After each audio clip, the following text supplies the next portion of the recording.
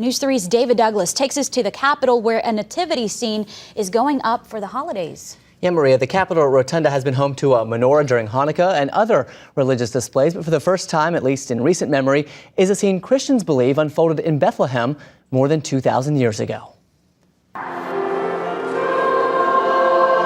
With the sounds of the season come the symbols. We think it's a very tasteful presentation. Though not everyone likes them or where they're on display. We just don't think a nativity scene belongs in the Wisconsin state capitol. It's the seat of state government, and everybody should feel welcome there. But Jelaine Appling, who heads Wisconsin Family Action, which set up the 6 statuettes, says everybody already is. Right now, sitting next to our display is one whose message I completely disagree with, but they have as much right to be there as we do.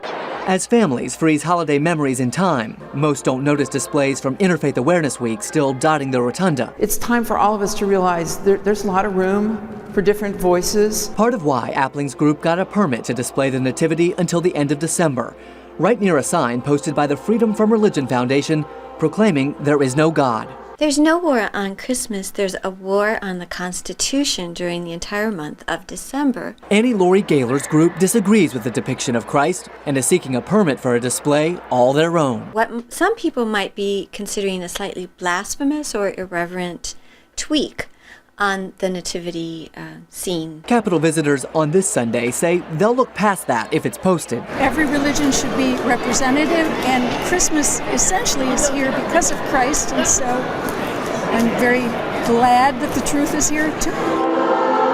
And just as all songs don't suit everyone's taste, the Nativity, Appling says, is merely a depiction of what many choose to believe. A silent but very visible message of the birth of Christ.